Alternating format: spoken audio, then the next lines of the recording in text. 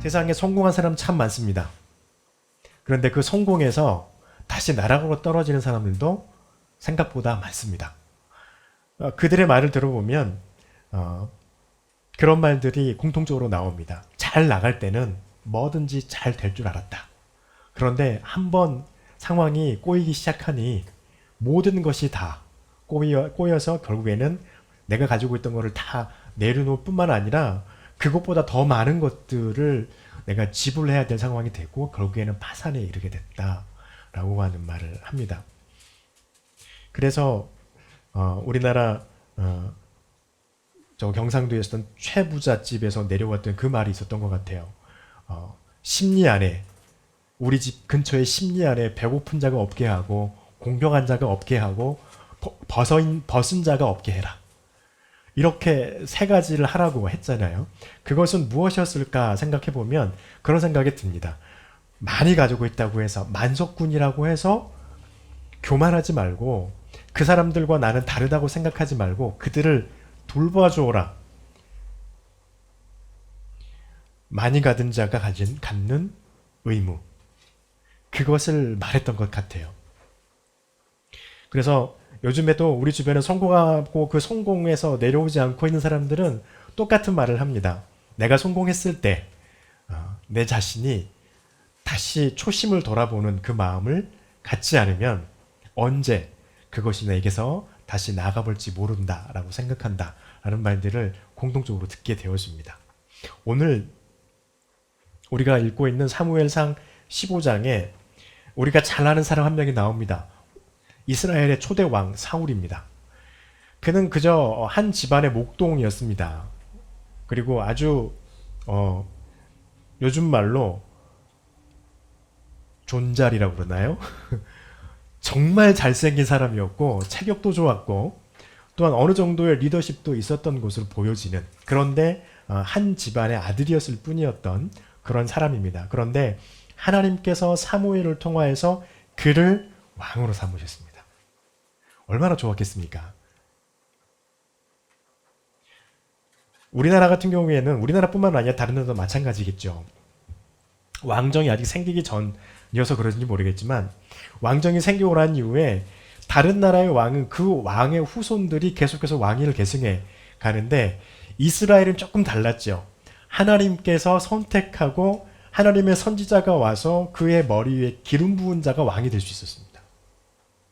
그러니까 아무리 사울 왕의 가문이라 할지라도 그 아들이 다시 왕이 될 거라고는 장담할 수가 없는 거예요. 그런 아주 독특한 그런 구조를 가지고 있었던 왕이었죠. 근데 그 첫 왕이 사울이 되었습니다. 그리고 그가 이스라엘을 다스리기 시작했고, 그러고 있는 시간에 하나님께서 사무엘을 통하여서 사울에게 한 가지 명령을 하십니다. 아말렉에게 가서 아말렉에게 가서 아말렉을 처벌하고 와라 라고 말씀을 하시는 거예요. 이유는요, 가나안 땅으로 이스라엘이 들어갈 때 아말렉하고 이스라엘하고 뭐 했냐면 전쟁했거든요. 이스라엘 백성들이 그쪽 땅으로 들어올 때 아말렉이 우리는 그걸 용납 못해 하면서 반기를 들었어요. 그런데 하나님은 그걸 기억하고 계셨습니다. 그리고 이스라엘이 이제 들어와서 가나안에 정착하고 막 혼란스러운 시기였죠. 사사들이 이스라엘을 다스리고 뭐하고 하면서 막 블레셋에게 괴롭힘을 당하고 아말렉에게 또 괴롭힘을 당하고 여러 가지 많은 민족들에게 계속해서 잦은 수많은 침략을 당하는 그런 상황에 있을 때는 가만히 계셨다가 안정이 되고 그들이 원하는 대로 왕이 세워졌을 때 하나님께서 첫 왕에게 명령하신 것은 이스라엘 너희가 가나안으로 들어올 때 우리를 들어오지 못하도록 했던 그 아말렉을 징벌하라 라고 말씀을 하시는 거예요. 이제 그들에게 벌을 내릴 때가 됐다. 그러면서 하시는 말씀이 뭐였냐면요, 가서 어린 아이부터 시작해서 동물의 새끼까지 하나도 남김없이 진멸하라는 좀 잔인한 그런 명령을 내렸습니다. 그리고 사울은 군사를 모았는데요, 성경에 보니까 21만 명이 됐대요. 어마어마한 대군이죠. 21만이라고 하는 군사를 모아가지고 아말렉을 치는데 아말렉은 질 수밖에 없어요. 21만이라는 군사를 모을 수가 없어요, 아말렉은. 근데 이스라엘은 21만이라는 군사를 가지고 거기에 가서 칩니다. 전쟁을 합니다. 당연히 승리를 했습니다. 승리를 하고서 이제 그들이 돌아옵니다. 돌아오는데 하나님께서 사무엘에게 임하셔서 내가 사울을 이스라엘의 왕으로 세우는 것을 후회한다라고 말씀하시면서 내가 그를 이제 이스라엘의 왕으로 삼지 않으리라고 말씀을 하십니다. 이 말을 듣고 사무엘이 깜짝 놀란 거죠. 그리고서 갑니다. 사울이 있는 곳으로. 한 곳으로 갔더니 거기서 떠났다고 해요. 길갈이라는 동네로. 그래서 길갈 쪽으로 막 가다 보니까 중간에 만났습니다. 그리고서 말씀하고 있는 게 17절에서부터 23절에 있는 이 말씀이에요. 결국에는 사무엘에게 임하셨던 하나님의 말씀을 사무엘이 사울 왕에게 말씀을 전합니다. 하나님이 당신을 이스라엘의 왕에서 버리셨습니다. 선포를 해요. 왜 그렇게 했냐라고 말해요. 19절에 보니까 어찌하여 왕이 여호와의 목소리를 청종하지 아니하고 하나님께서 싫어하시는 행동을 하셨습니까? 라고 이렇게 책망하면서 한편으로 한탄하면서 그렇게 말을 합니다. 그랬더니 사울이 했던 반응들은 우리가 아는 것처럼 나는 하나님의 말씀대로 아말렉과 전쟁에서 이겼고 이렇게 됐다라는 말을 하게 돼요. 이것을 통해서 볼 수 있는 게 사울의 관심은 어디에 있었을까? 이렇게 질문을 해보면요. 사울은 오늘 보니까 20절에서 사울이 사무엘에게 이르되 나는 실로 여호와의 목소리를 청종하여 여호와께서 보내신 길로 가서 아말렉을 전쟁하고 꺾었다는 거예요. 여기까지는 사울이 하나님의 말씀을 들은 게 맞습니다. 하나님이 그렇게 하라고 했으니까요. 선지자를 통하여서. 그런데 그 다음에 문제예요. 아말렉 왕 아각을 끌고 왔고 라고 말하죠. 아각을 빼고 나머지는 다 죽였다. 이렇게 말합니다. 21절에 보니까 다만 백성이 그 마땅히 멸할 것 중에서 가장 좋은 것을 길갈에 있는 하나님의 성전에서 하나님께 제사하려고 일부러 갖고 왔다. 이렇게 말을 하고 있는 것이죠. 이걸로 봤을 때요. 사울은 하나님의 말씀을 준행하는 것에는 관심이 별로 없어 보입니다. 그래서 사울은 하나님께 버림을 받게 되는 그런 결과를 낳게 됐어요. 그래서 가만히 보면 사울이 하나님의 말씀을 안 들은 건 아니에요. 전쟁을 하러 가기는 갔으니까 하나님의 말씀을 들은 건 맞습니다. 그런데 어떤 격이냐면요. 이 민족이 정말 싫어하고 정말 많이 괴롭힘을 받았던 그 민족이기에 아말렉이 그들과 전쟁하는 것은 이들에게는 한편으로는 속 시원한 일이 될 수 있는 것이죠. 그래서 그들과 전쟁에서 승리했다 그러면 이스라엘 백성들의 마음이 시원한 거예요. 그런 것이기 때문에 그렇게 가는 거는 한편으로는 상당히 사울도 바라는 것이 아니었을까라는 생각을 해봅니다. 그리고 지금 사울이 사무엘에게 하나님 앞에서 대답하는 그 대답을 이렇게 보고 있으면 사울은 지금 뭘 보고 있냐면요. 하나님을 바라보기보다는 사람들을 바라보고 있는 경향이 더 강한 것을 보여집니다. 그래서 그 사람들이 행하는 것을 막지 않았어요. 여러분 여기서 우리가 생각해 볼 것이 사울이 하나님의 사람 사무엘로부터 하나님이 어떻게 전쟁을 하고 그 전쟁 안에서 어떻게 하라고 하는 그런 가이드라인을 받았어요. 그래서 이스라엘 백성들과 전쟁하러 가서 아말렉을 이기고 그 아말렉에서 사람들이 짐승과 아말렉의 왕 아각을 생포해가지고 데려올 때 사울이 만약에 하나님의 말씀에 철저하게 입각해 있었다면 어떻게 할 수 있었냐면요.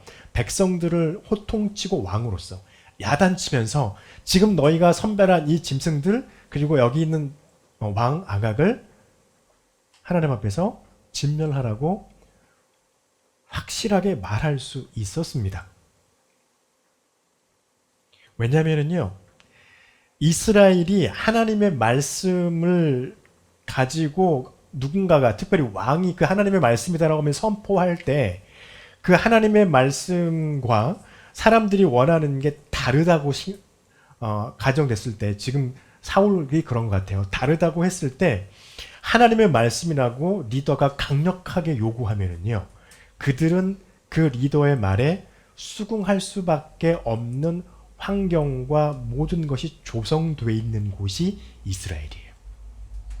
왜냐하면 이스라엘은요, 이스라엘 왕이든 선지자든 아니면 그냥 일반 이스라엘의 백성들이든 이들은 하나님의 말씀이라고 선포되어지면요, 그 말씀을 듣는 거에 아주 익숙한 사람들입니다. 그리고 그 말씀이 그들로 하여금 하나님의 말씀이 너희는 이렇게 하라라고 하는 하나님의 명령이 그들에게 전달되어졌을 때 그들 또한 그 명령을 받았을 때 그 명령을 행할 수 있는 모든 사회적 환경과 분위기가 모든 게 다 만들어져 있는 민족이 이스라엘이에요. 그래서 사울이 하나님께서 우리에게 이렇게 말씀하셨으니 이것을 반드시 해야 됩니다라고 한다면 그 함께 갔던 군인들이 자기들이 선별해놨던 기름지고 그러니까 건강하고 살찌고 좋은 그런 짐승들 그리고 아말렉의 아각을 그 자리에서 어떻게 하나님의 말씀대로 처리를 했을 거라고 보여져요. 근데 사울은 어떻게 한 것으로 생각되어지냐면요, 성경에 안 나와 있으니까. 근데 말씀상 결과적으로 그렇게 보여집니다. 사울은 그렇게 하지 않았어요. 그리고 그는 사람들이 선별한 짐승과 아말렉의 아각을 생포해서 데리고 옵니다. 하나님의 말씀과 배치되는 걸 사울은 알고 있었어요. 그런데 사람들이 그렇게 하니까 사울은 그것을 용인해 줍니다. 사람들을 좋아했겠죠. 그런데 하나님은 어떠셨습니까? 하나님은 그것을 좋아하지 않으셨다는 것입니다.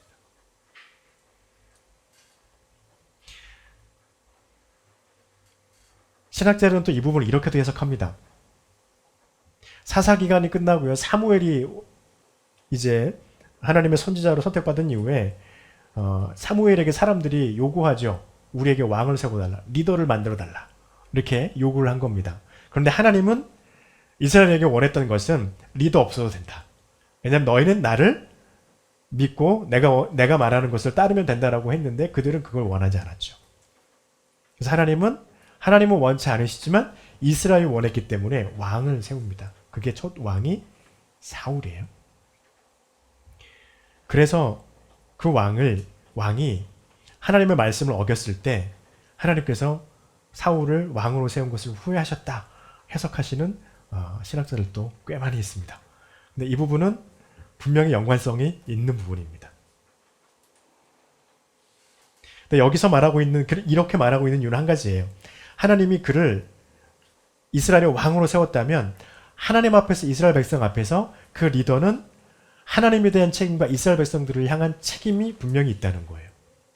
그리고 그렇게 왕으로 그들이 원해서 세워졌던 그 왕을 뽑은 백성들은 그 왕에 대한 책임이 반드시 있다는 것입니다. 그런데 이들은 지금 리더는 하나님에 대한 책임을 관가하고 있고요. 백성들은요, 왕을 자기들이 세웠으면 그 왕에 대한 그 책임으로 그 왕의 말을 들어야 되는 그 왕의 말을 듣지 않는 것으로 보여집니다. 그래서 사울로 하여금 하나님의 말씀에 집중하는 것이 아니라 사람들의 마음을 어르고 달리는 쪽으로 더 기울게 만들어서 결국에는 그 결과적으로 하나님으로부터 버림을 받는 그런 상황을 만들어버렸다는 것이죠. 두 번째로는요, 하나님께서 와서 사울에게 지적해요. 사무엘을 통하여서. 어찌하여 왕은 하나님께서 싫어하는 일을 하시게 되었습니까? 라고 지적할 때 그는 아까 말한 것처럼요, 항변을 하는데 그 항변을 할 때 사람이 내 백성들이 이렇게 했다라고 하면서 그 백성들이 그렇게 한 것이라, 내가 한 것이 아니다. 사실 맞아요. 사울이 그렇게 하지 않았을 거라고 보여집니다. 그렇게 봅니다. 그런데 한 마음에서는 사울이 그렇게 하도록 그 백성들에게 강력하게 요구하지 않았기 때문에 백성들이 원하는 대로 아각을 산채로 끌고 오고 생포해서 데리고 오고 그리고 좋은 짐승들을 끌고 왔던 결과적인 그런 것이 되어지고 말았습니다. 그리고 그렇게 그것을 지적했을 때 문제가 발생하는 것이죠. 아까도 말한 것처럼 사울이 하나님의 말씀이라고 강력하게 말했다면 이스라엘 백성들이 그 자리에서 그 모든 것을 하나님의 말씀대로 진멸하고 왔을 거예요. 그런데 사울도 그렇게 하지 않았습니다. 그리고 그것을 가지고 왔을 때 그러한 사실이 되어져서 왔을 때 사무엘을 통하여서 하나님이 사울에게 지적하셨어요. 지적하셨을 때 사무엘의 반응은요, 나는 잘못한 게 없습니다 였어요. 나는 하나님의 말씀대로 아말렉에게 가서 전쟁을 했고 그곳에 있는 사람들을 다 진멸하고 짐승도 다 진멸했지만 다만 20절에 그잖아요. 다만 내 백성들이 그곳에 전장했던 이 군인들이 여호와 하나님 당신의 하나님에게 예배하려고 이 짐승들을 선별해서 데려왔다. 이거 좋은 거 아니냐라고 말을 한 거였습니다. 여러분 이게 문제였던 것입니다. 하나님께서 하나님의 말씀대로 준행하지 않은 것을 지적했을 때 사울이 마땅히 보여야 할 행동은요, 무릎을 꿇고 하나님 앞에 자기를 용서해달라고 기도하는 것이 먼저여야 했습니다. 물론 24절 이하에서 사울이 사무엘에게 무릎 꿇고 기도해 달라고 해요. 나를 축복해 달라고 해요. 나를 용서하게 해달라고, 하나님이 나를 용서하게 해달라고, 나를 위해서 기도해 달라고 합니다. 그런데 그 이후에 보여지는 모습은요, 없어요. 그의 생활에는.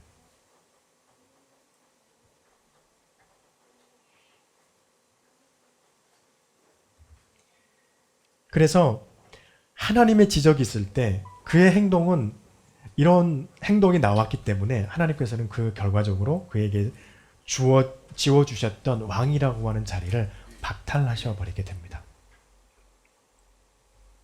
여러분, 이 말씀을 통해서 우리가 기억해야 될 게 어떤 것일까요? 하나님께서 사랑하는 사람은 어떤 사람일까? 하나님의 말씀을 잘 듣는 사람입니다. 잘 듣는다는 건 뭐냐면요, 하나님의 말씀을 주의 깊게 듣는다는 것입니다. 그리고 그 말씀을 실천할 때 결단력 있게 실천한다는 것입니다. 하나님의 말씀을 주의 깊게 듣는다는 건 어떤 걸까요? 주님께서 그 말씀을 하신 목적이 무엇인지를 잊지 않는 것입니다. 사울 왕에게 아말렉을 가서 그렇게 처벌하라고 하는 것은요, 징계의 의미가 강력하게 많이 있습니다.